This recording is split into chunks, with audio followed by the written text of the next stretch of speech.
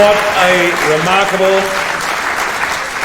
and what a wonderful career that this man had. Ladies and gentlemen, our legend of the Australian Football Hall of Fame for 2000, Kevin Bartlett.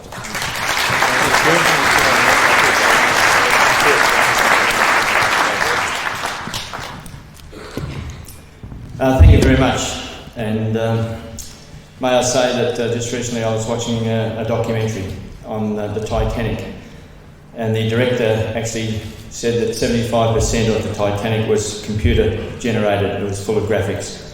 And I didn't realise that we had actually got those computer generated graphics here in the AFL, because I don't remember giving any of those handballs either. Tommy Hafey actually said to me in 1966, he said, "Don't get caught up in this new fad called handball. It won't last." And of course I always did as the coach told me to.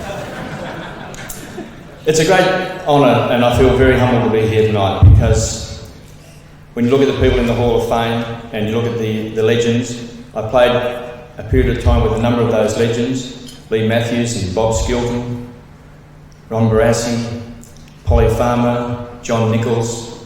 All those legends were at different parts of my career, and as a result I understand how good they were and what their contributions to the game was, and it was just absolutely fantastic.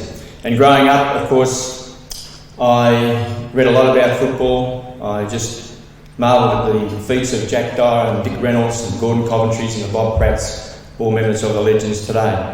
And to be mentioned in their company indeed is a huge honour for me. It's great to see some of the old footage, because it does bring back some great memories, particularly of people that I played with and the Richmond Football Club. And I'm thrilled tonight that some of the people who made my football career and life so enjoyable are here. Francis Burke, the great Francis Burke, a member of the Hall of Fame, who we played 5 premierships together. It was a very, very long journey, and one that we both obviously thoroughly enjoyed. A fantastic player. Royce Hart, who made my job very, very easy, because we had a very simple game plan at Richmond, and that was kick the ball along to Royce and get out of his way. And that worked pretty good. That was Tom Hafey's tactics. Of course, we won 3 premierships, 67, 69 and 73, using that tactic. Kick the ball along to Royce and get out of his way. And I just saw Kevin Sheedy then speaking, and of course it reminds me of the time when Sheedy, I felt, was going to be a coach. Because at the start of 1974, Tom Hafey said, "This is the way we'll be playing this year. Get the ball, kick it along to Royce." And before he could say get out of the way, Kevin Sheedy jumped up and said, "I think we should change our game plan, Tom, because I think the opposition's starting to cotton onto it." And then he tried to be a bit smart by saying something like, "Modellers build intricate decision trees whose pretension to utilities is exceeded only by the awe in which the high-level line managers hold technocrats who construct them." Something along those lines to show that he was quite smart. Of course, Tommy, being the old-style coach and motivator, pulled out the story about Roger Mead coming down from Mount Everest and saying that almost all of us can be formed way above the level that we think we can, just a matter of tapping that desire to climb mountains that's within us all. And she, of course, taken back by this, spurted out that Voltaire once said that, "I may not agree with what you've got to say, but I will defend to the death your right to say it." And Tommy, quick as a flash, got sick of that and said, "Sheets, get you know what, and kick it along to Royce." Which we did, and we won the premiership again the following year. Tommy is a marvellous man, and I do thank him for the greatness that he brought to the Richmond Football Club, and being the mentor and the father figure and the great friend that he has been. I can't believe there's ever been a better coach than Tom Hafey.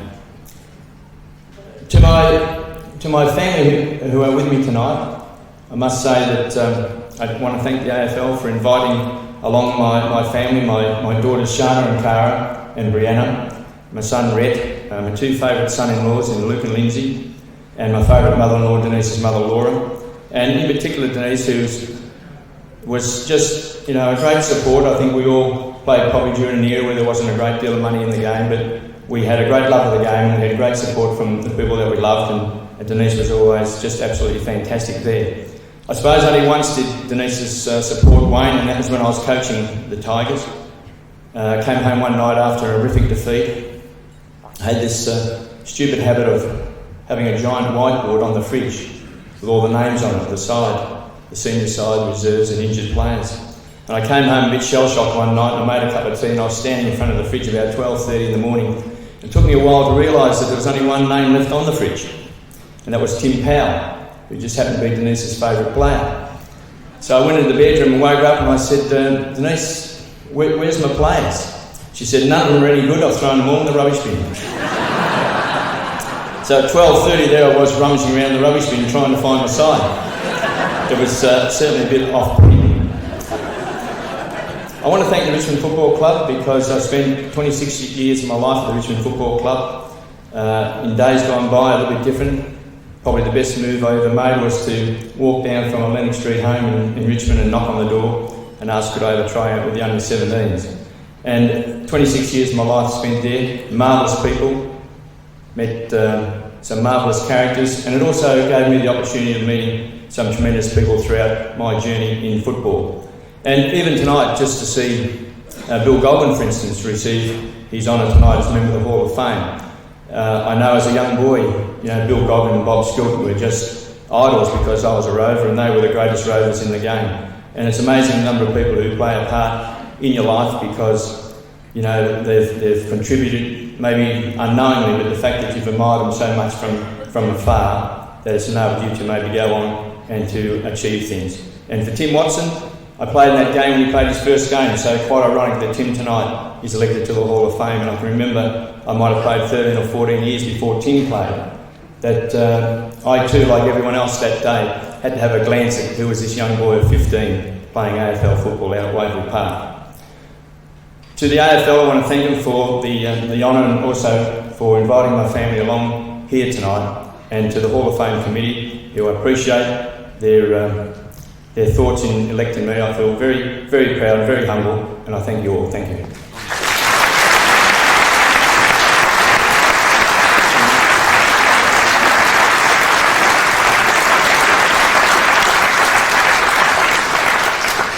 Gee, here we are in the ballroom, and upstairs is Sir Peter Ustinov performing. I reckon he's a good speaker. I reckon we've had some absolute rippers tonight. Well done too, Kevin, with your speech.